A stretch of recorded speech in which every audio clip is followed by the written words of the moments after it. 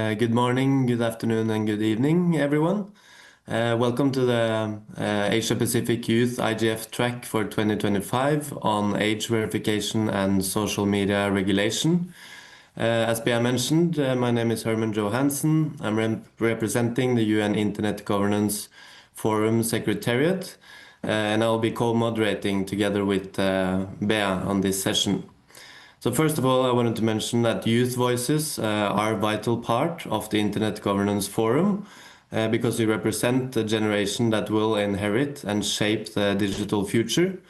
As the largest group of digital natives in history, you bring creativity, innovation, and practical experiences to discussions on digital issues. Your participation ensures that global digital governance remains inclusive, forward-looking, and sustainable. Through initiatives like this one and national and regional youth IGFs, the IGF is strengthening its multi-stakeholder model and ensuring that diverse experiences from all regions contribute to global solutions. This commitment also directly supports the UN Secretary General's Our Common Agenda, which calls for meaningful youth participation in global decision-making. So today's session will kick off with presentations from two experts who will give input on their perspectives and work on age verification and social media regulation, which will set the stage for a breakout group role-play discussion, where each group will represent different stakeholders. In your groups, you'll be discussing some questions related to this topic, taking the perspective of the stakeholder group that you'll be a part of. After the breakout discussions, we will gather for a multi-stakeholder roundtable to present and discuss the different perspectives and then to discover some opposing and common challenges and solutions.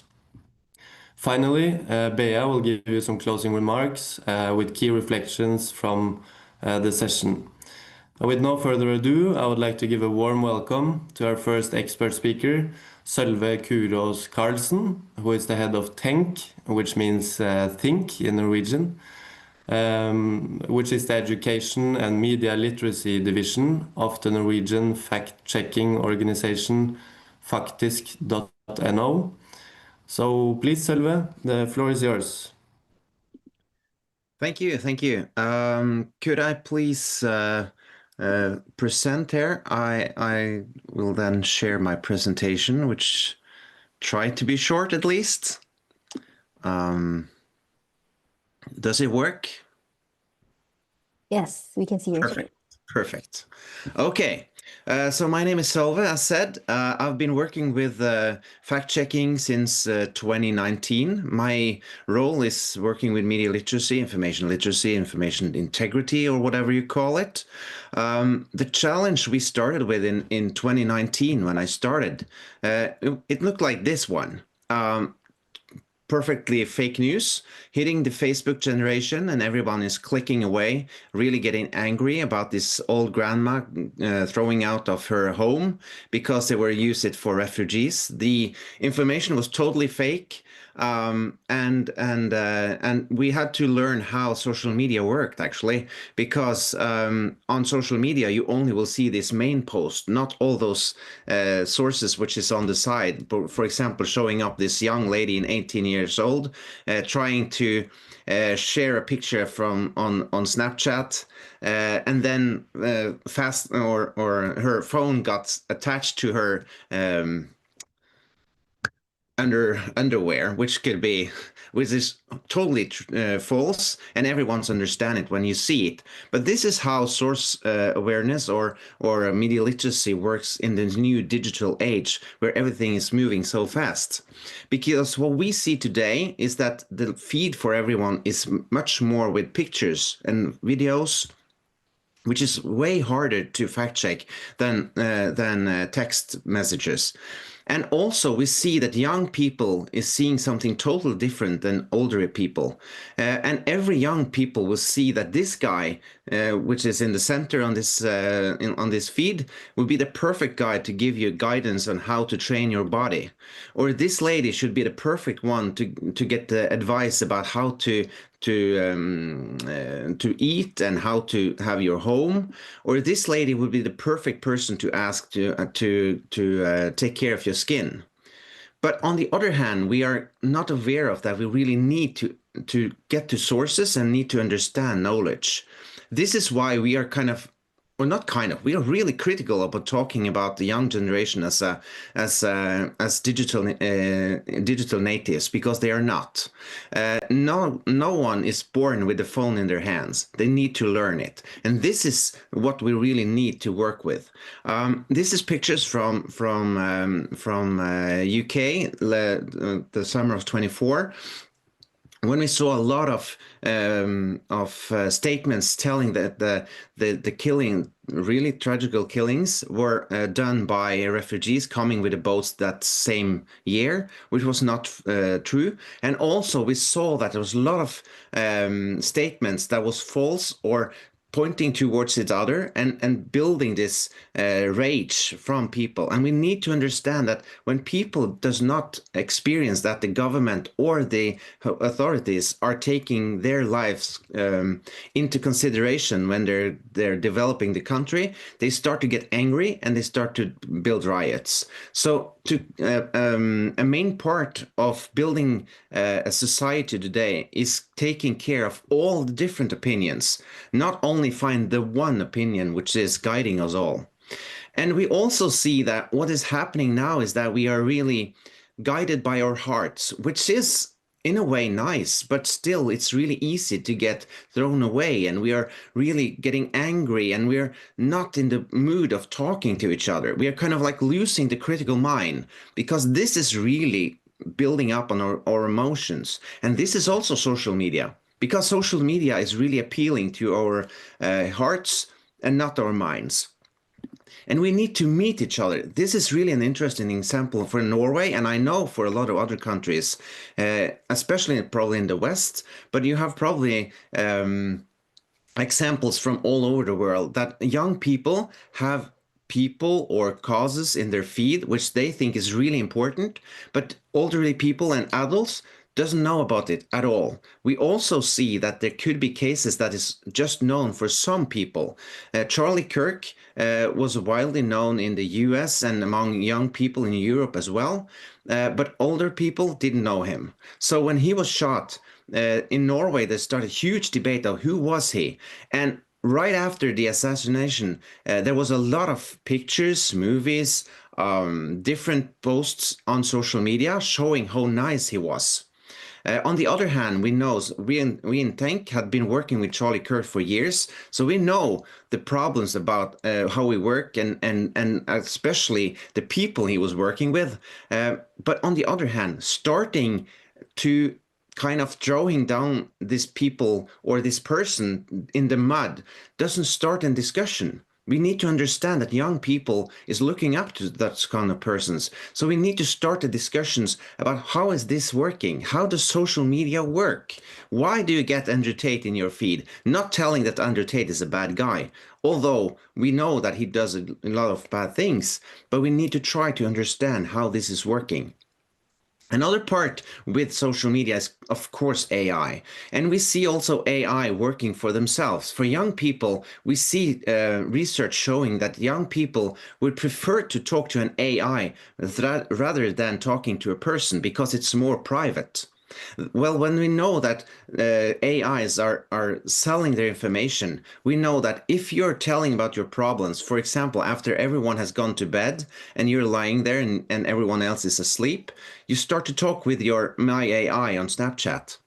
And you give everything away. You give your inner thoughts. And we know that My AI is selling information to different stores. In the next time you have troubles, My AI will give you, for example, let's say you say that when I'm depressed, I need to buy something. Well, next time My AI will help you to find the jeans from some store. At Tenk, we are addressing this one. We are addressing teachers, librarians, and other adults that is working with young people, because we need to build systematically knowledge. We have lesson plans, we have resources, so schools can work with this. But we know that not all young people are really into schools as well. So we also work through TikTok or other platforms sharing the knowledge, because we believe that when people have the knowledge, they will do more wisely choices. But on the other hand, you also need to have a society that talk together with you to have these questions. Are you sure it's true? Because this one makes you be more critical and helps you to be more resilient towards information. So we work with teachers, with librarians like this one. We work with adults that are working with children, because a lot of those adults, they believe that, I don't know TikTok, I don't know how to talk with young people. And then we're sitting on our different islands and don't share the knowledge. And also we need to work together with media so that everyone can lift this up and help us together, because we are all into this together. We need to find common ground so we can build resilience and take care of each other. Here is our website, which is Tenk.Faktisk.no. We also have English lessons plans, so you can look at it if you want to. Thanks for your time.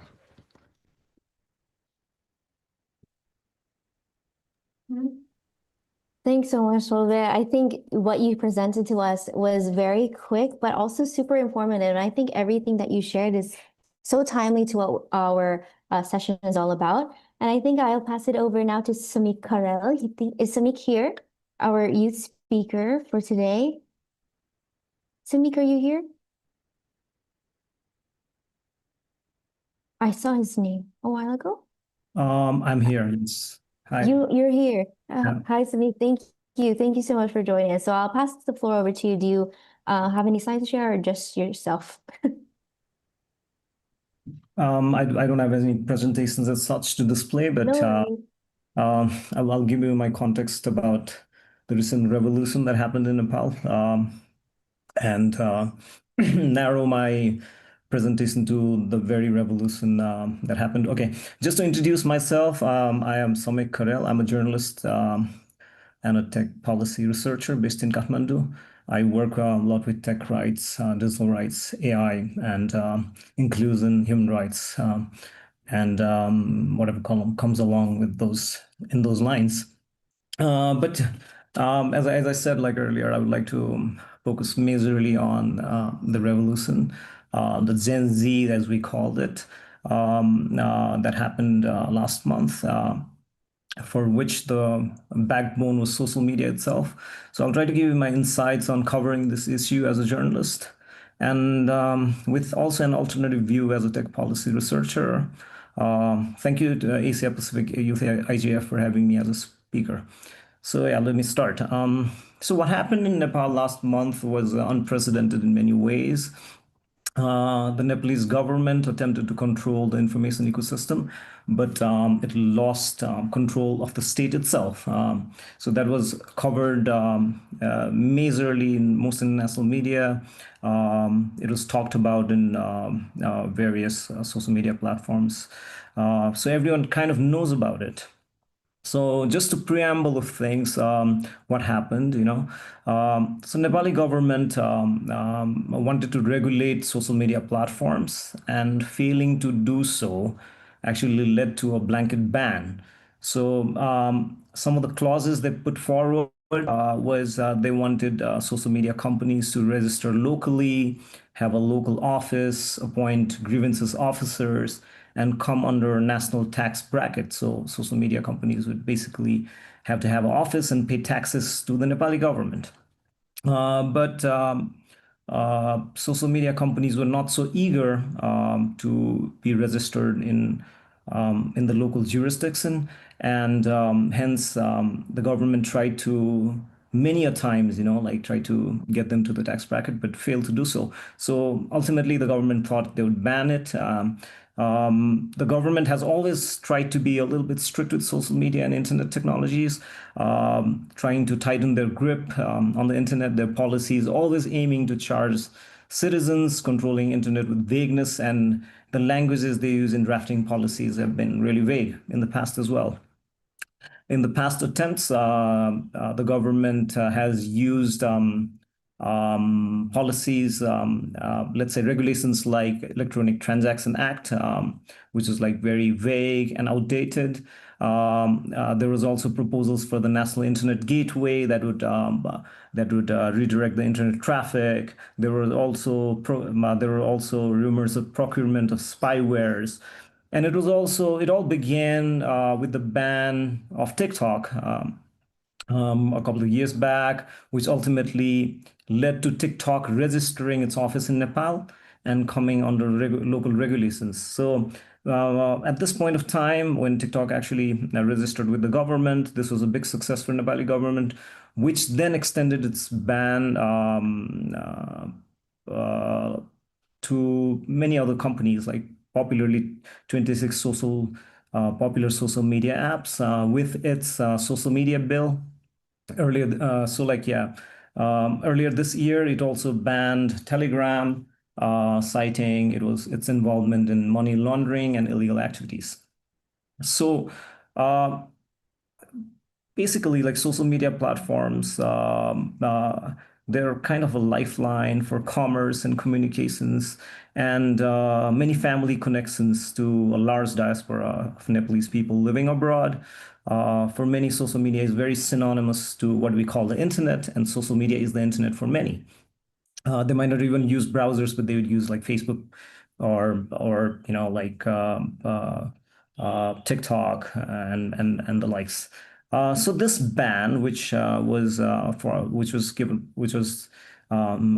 put by the government, triggered a very long shimmering dissatisfaction of the population, especially the youth, against the same old ruling class, their involvement of rampant corruption, impunity, nepotism, failing economy for decades. So this just triggered that.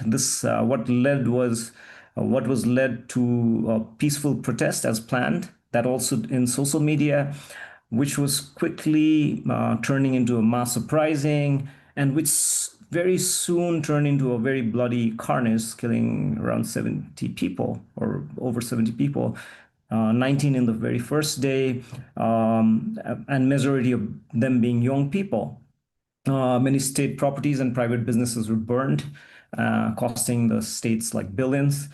This unfortunate event also toppled the government, gave power to the youth, formed a new government of their choice, which was a success as youth were in the limelight taking the country forward.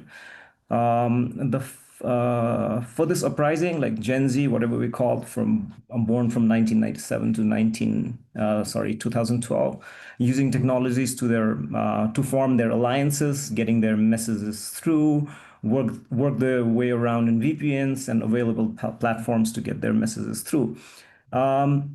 It's very interesting to witness this firsthand. However, youth were many steps ahead of digital technologies than the government, who actually were designing regulations for them. So what could be what we saw as lessons from here is this revolution was a very crucial statement from the youth to the government, not just in Nepal, but like beyond, who have tried to control the internet and social media towards their own interests and motives. Also as an appeal to include youth in discussing, while formulating and designing policies specifically related to digital technologies, mostly in developing countries where youth have always been sidelined. Also, youth have their own ways out of traditional narratives, and also use technology to disrupt existing systems, and also could rely purely on digital technologies for democratic practices. Example, we saw in the revolution itself, when these young people like Gen Zs were using Discord, a popular gaming app, to elect the interim Prime Minister of Nepal. The same platform was used for open discussions on issues, plans, legalities, which they were learning by doing. It was indeed a very impromptu experiment, which they called the need of time. Also an organic experiment where youth put their ideas brick by brick. The youth groups knew the information cycle so well.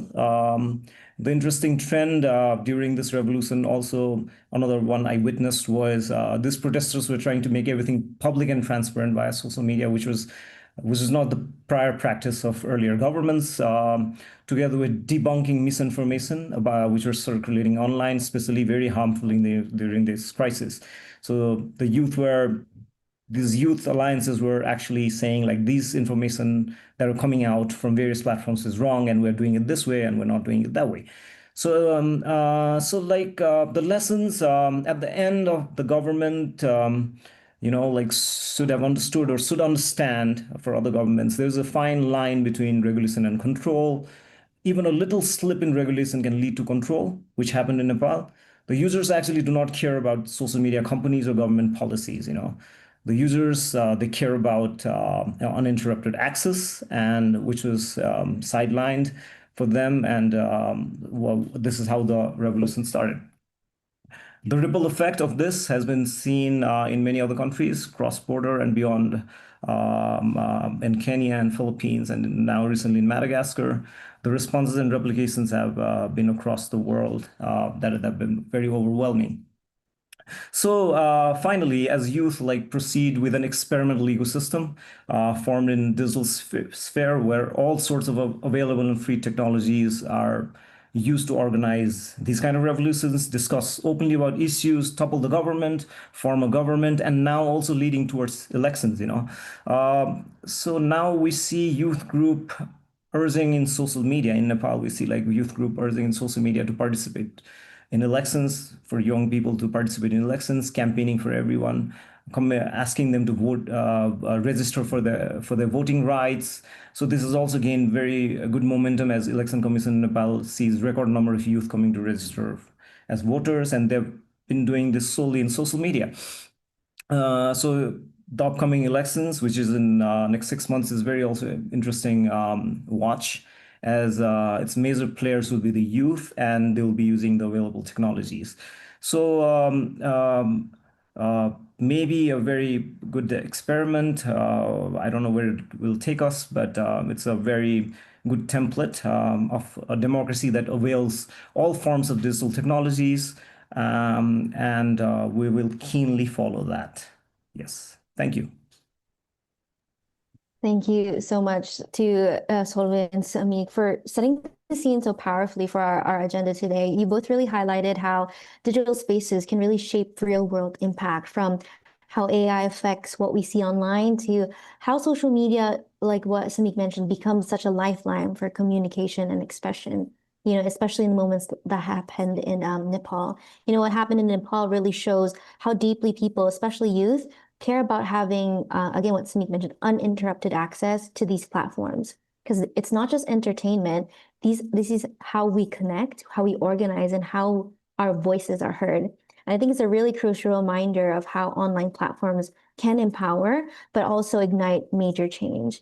And I see around in this room right now, it's filled with youth who live the reality every day, navigating, shaping, and redefining these digital spaces. And that's exactly why we have conversations like this matter. But again, thank you so much to our two experts that shared and set the scene for us today. I'm not sure if they'll be able to stay for our breakout rooms, but we really appreciate the time that you had with us here. And yeah, please feel free to stay if you have to drop, please do. But thank you again so much to Sølve and Samik for sharing your insights today. Bye. Thank you. All right, so we'll move on to the fun parts. All right, so we're moving on to kind of the group discussion, fun and creativity really begins. So for this part, we'll all be divided into 4 breakout stakeholder groups, each representing, again, different perspectives in the internet governance ecosystem. So here's how the groups will be divided. They'll be divided into government, private sector, the technical community, and civil society. Each group will be supported by at least 1 to 2 youth facilitators who will guide the discussion and keep things flowing. So for government, we have Ankita and Christina, private sector, Jenna and Joysa, technical, Dean and Avi, and civil society, Nawal and Rupam. These are all from the yIGF team who can help assist the discussion. But most importantly, we want to hear from all of you here. And each stakeholder group must nominate at least 2 representatives to participate during the open floor discussion. Take note, the open floor discussion is kind of just sharing with us what you guys discussed, but also will be related to the guiding questions that we have on their next slide. Maybe we could share that. So again, we'll have around 20 minutes to discuss with your assigned stakeholder perspective, and each of you will go through a set of these guiding questions. But the A, B ones that you see right now, they're just, like food for thought kind of ideas. But the main three questions that we have for you here is, what are the top issues that concern you guys the most as your specific stakeholder group? What are some youth-led, grassroots, or community-led solutions in your specific stakeholder group? And what actions should the different stakeholders take? So you're discussing about the other stakeholders in the breakout and the other breakouts. So really try to think from the stakeholders' point of view. Imagine their priorities, their challenges, and their responsibilities in addressing, age verification and misinformation, disinformation on social media. And again, by the end of the discussion, your group needs to nominate 2 representatives, and these 2 will stay in character and share your group's key points during our next segment on the open floor. And this will kind of simulate a roundtable discussion, multi-stakeholder roundtable discussion. And again, there are no right or wrong answers. The goal really is to bring out the different perspectives and see how we might overlap or maybe find conflict between the other stakeholders. So feel free to please take quick notes, and we have again, we have the facilitators to help guide the conversation. So I was wondering if everything is ready to break out into the next 20 minutes, and the facilitators are ready to kind of guide the conversation. Yep. Yes, the breakout room is ready. If we're ready, I will open other room for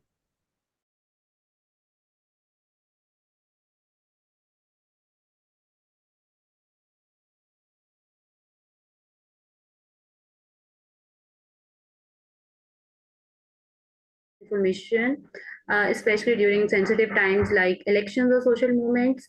And also we have discussed an example in Hong Kong where the scam often occurs via WhatsApp or SMS, in which they trick people into giving away their account access, while online shopping scam are also widespread in many regions. Apart from that, we have also discussed about how manipulated and misleading the religious content could spread in local languages, such as we discussed an example from Pakistan, that how there was religious content being spread in local languages such as Punjabi and Pashto, and sometimes using AI generated voices. But still in Pakistan, some organizations like Soch Fact Check and Digital Right Foundations are doing their work, but they still struggle to keep up with the scale because of the speed of AI driven misinformation on platforms like TikTok and Facebook. And other scams we discussed was also on calls claiming we can resolve this outside the code, that was on the digital arrest, that people are make to believe that they have done anything wrong, and then there was a digital arrest thing that you can resolve this outside the code by giving us some money and that stuff. And moving on to the next question on youth-led and grassroots solutions, participants highlighted the need for digital literacy campaigns in local languages, especially, and working with schools and community centers to reach communities outside major cities. Also, we have discussed about some youth-led initiatives like our internet campaign in Pakistan going on right now, which are like teaching students about online safety, privacy, and spotting AI-generated misinformation, such as deepfakes. And on the top of that, we discussed that how young influencers can also educate people through creating short and practical tutorials on how to check news and avoid scams, reaching thousands who might not have access to formal programs. And we have also discussed that in Indonesia, youth are also using modern art and media literacy projects to express their voices and promote awareness online. Unfortunately, we wouldn't be able to discuss the last question because we were a bit short on time. So that's all from our group. Thanks so much, Nawal. I actually kind of have already some points that I could share, but let's wait for the rest of the stakeholder groups. So next, I'd like to call on the government. Any sharing what you guys talked about?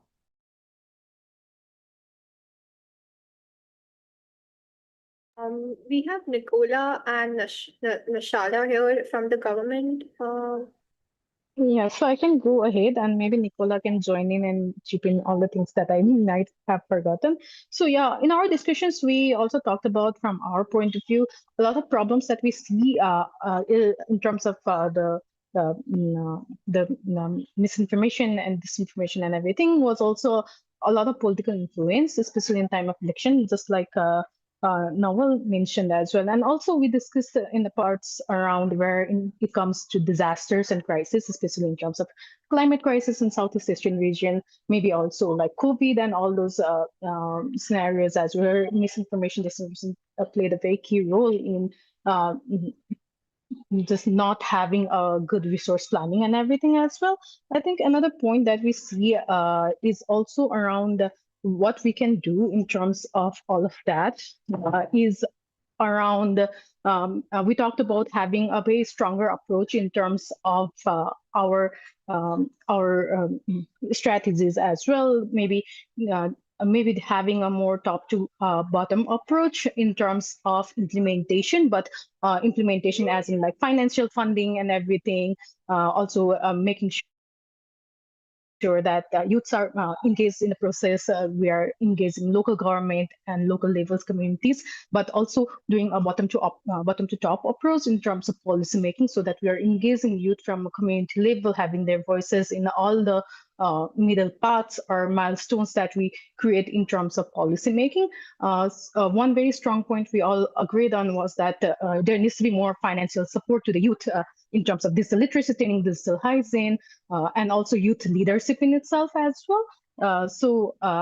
And I think another topic that we talked about was like a lot of organizations in Nepal are also doing this sort of workshops and community engagement practices where they are taking in civil service organizations and community-based organizations and training them around digital literacy, around tech policy making and everything, so that they can again go ahead to their local community people and also collaborate with other youth groups within their community, and again disperse the knowledge that they have already gotten and disperse the kind of practice that they already have as well, so that the entire thing is more sustainable, and also it's more scalable in the way if we go with the planning of it all.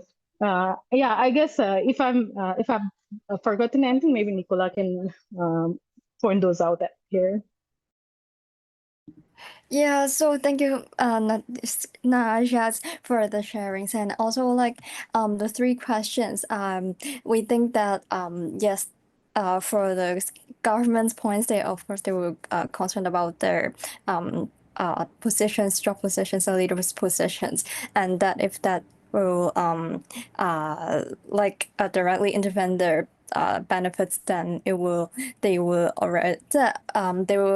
directly to prevent the voices that have independent voices. And I think a point that we just bring up is that we will also hope to have more as a youth. We hope to have more like competitions or some innovation challenges, and also some youth-led of challenges, like competitions or open competitions, or for the secondary school students of education sectors to have more engagements, to do voice out, and to bring up the to the positive sides, and not to listen to all of the deepfakes and to the scammers and all those things that will directly to impact or indirectly to impact their voices. And we think that actually there are some other innovative challenges, such as like the hackathons challenges holding by different companies is also one of the things that we think is also a community-led solutions. Is currently also in this few years is also very common, and we think that also this may be a possible solutions to try to create more of the new sides of fresh ideas, to bring more youth to see how we could facilitate community engagements, and to voice out the main ideas to the governments and to other private sectors, technical sectors, and civil society sectors. All right. Thank you so much, Nicola and Nashala. I think what I'm hearing here is that government representatives here in our session are well aware of the stinginess for funding such initiatives, right? So I think that's what I'm hearing from the government representatives here. So maybe let's move forward to the technical community, what you guys shared, and then after that we'll have the private. Yeah, so hi, I'm Aviv, and in the technical community, I think we had a really good discussion and we touched all the 3 points. So when we talked about like the top issues that concern the people the most, so we had a discussion of keeping the internet open and also like maintaining those open standards that like keeps the internet running for everyone, which allows for innovation and inclusivity. And then also we touched things that are concerning are like the issue of privacy and then misinformation and the growing influence of AI as well. So we touched a bit on that as well. For the second question, like we discussed some of the solutions as what we think that what we can do as a youth-led community. Sorry. So ideas came up like, you know, there are coding clubs in the community, like in the colleges as well. So we should have more community-driven hackathons and also like tech for good initiatives, so that encourage young people that are like doing technical courses, encourage them to build more impactful solutions. And then also like these solutions can later contribute to some of the open standards that the technical community can adopt and then improve after like the ideas that come from the youth-led communities that the youth make during these hackathons that are being in place. So that's what we discussed for the second question. And for the third question, about like different stakeholders, we talked about like the actions that different stakeholders should take. And like overall the group found out that like collaboration between these different stakeholders like technical community, civil society, government, and private sector is really important. And also like as a technical community person, they should focus more on like maintaining these open and transparent standards, while the government should like create supportive policies and mandates, and private sector should ensure compliance and like uphold the privacy. So yeah, and like so majorly like overall, I think what we reflected was that there should be so internet is open right now and it should remain that way. And then we reflected that an open, inclusive, and collaborative internet is very essential for us to like ensure there is trust as well as transparency, and then in the long term it also like there is an integrity attached to it. So yeah, that's it from my side. But if anyone like Dean or Bea, if you want to add something, feel free to add. Yeah, thanks. Thanks, Avi. And I'll pass it over to the private sector, as we only have around 5 more minutes for this call, but let's have it for the private. So for the private sector, we had a very rich discussion with Herman and Jenna with us and other members. So we actually took a very particular example of, for instance, the local regulations. So for example, private sector in Asia Pacific region, they lack regulation on big media platforms such as we call them SMPs, and they do not want to register locally. And however, on the other hand, they are registered in Western countries and they are complying with the local with the European laws, for instance GDPR, etc., and the regulations as well. So this actually leads to the companies, if they're not registering, they're not complying to the local regulations and laws. So they could actually it prevents the local companies to effectively compete with the larger big tech companies, because they are subject to the national regulations and being registered locally, and they need to pay the tax and comply by the different laws. So we took an example of the big OTT platforms, for instance. So right now, as you see in Nepal, the situation we are having this meeting virtually is because of this particular instance, when the big companies were asked to register, and they were being brought under the regulatory regime of and we call them the OTT regulatory framework, but they were not ready to get registered, and they showed a bit of reluctance in that. So this actually leads to a disruption and it actually had a lot of political disturbance in Nepal. So so the potential takeaways which we figured out during our very healthy discussion was that why these big companies are not willing to register in the big Asian Pacific region, although they have a very significant larger population in Europe than Europe, and where they actually in Europe they do register and comply. And also talk about, we have some people from Malaysia as well. So recently we had a conversation with the Malaysian multimedia communication MCMC, and they were also facing a similar challenge, that they had this OTT regulatory framework brought for these social media platforms, but they were again having they were struggling to get them registered in Malaysia. So, and I think this issue is being faced by India and Bangladesh, and I'm sure India as well. So this was the take from the private sector, and I think that and the solution we proposed, that the solution is that we had a cross sectoral dialogue and international collaborations, where we could learn from different stakeholders that how they were managed to register these companies in Europe, and they're not and what steps could be taken in order for them to come into Asia Pacific region, which will actually lead to a lot of and it has a direct connection with the misinformation and disinformation as well, because the platforms will only comply with the local if they're registered, then they'll only comply with the local laws, and that could actually be a step for mitigating the misinformation, disinformation in that particular economy. All right, thanks so much. I think due to time, maybe I can share maybe all the points of agreements that I heard between all the stakeholder groups that we have here. I wish that this session was longer, but because it was really starting to get going. But I think the number one point of agreement that I did hear was the need for accountability and regulation. I heard that both like private sector and government acknowledged like the lack of effective regulation on major global platforms in the APAC region, not only in the APAC region, but across the globe, right? And I also heard that the private sector, they pointed out like unfair competition because the large tech firms avoid national regulation, right? And the government sees regulation and capacity building as key to combating misinformation. And they are aware that the funding is not enough to kind of combat, like to improve the skills of youth. And for the next point I heard is the importance of youth empowerment. I know that our second question was leaning more towards what youth initiatives, grassroots that have helped youth.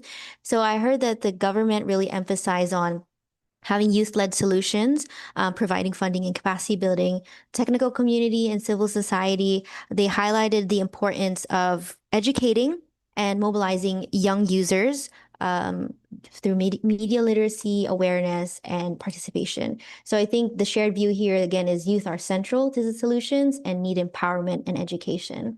And something common between almost everyone is that misinformation and harmful content online are definitely the major challenges, but it is because of the big platforms on the big data platform or the big private sectors. I heard that they all recognize that misinformation is really the core problem, and it's amplified by the platform's algorithms, and that's what I heard. And kind of, I guess the points of disagreement between everyone was kind of the responsibility for misinformation. Civil society kind of blames the private sector for misleading or the manipulative content. And then private sector, on the other hand, they pointed out the regulatory gaps and the global disparities, implying that the issue isn't only them, but due to the lack of, the government enforcement. So I think that that's something that if we were to have more time, that was something that we could definitely talk more about. And I think the last point that I heard is that everyone can agree on is kind of the youth involvement awareness. Technical community, they kind of had like some limited awareness of like existing youth initiatives, while like government and civil society actively called, for more youth engagement between, of course, the breakout groups that was being discussed. And please feel free to share your thoughts on these points that I gathered very, very quickly on what we discussed, and Herman as well. But I think overall, the discussion here is really to kind of have a cross-sector dialogue and to explore why global tech firms and youth programs, and having that shared framework is really important. And just having conversations like this and being in the mindset of those different stakeholder groups. I mean, Herman, do you want to add anything before like trying to wrap things up very, very quickly? No, I think you summed up the key points very well, and it was interesting to hear the discussions and also the key points coming out from all stakeholder groups, and that we did manage to find some overlaps on what are the challenges and potentials ways to go forward. So I thought it was a very well summary. All right, I think that's for this session. Again, I wish this session was a bit more longer so we could have had more discussion, but we really appreciate you kind of seeing in a different perspective, right, of the different stakeholder groups. But thank you so much for this session of ours. I think we're ready to move on to our last session for yIGF. But again, thank you, Herman, for assisting me with this session. We really appreciate it, and hopefully we got good points out of this discussion. Yeah, thank you as well for inviting me, and looking forward to collaborate and stay engaged with all of you.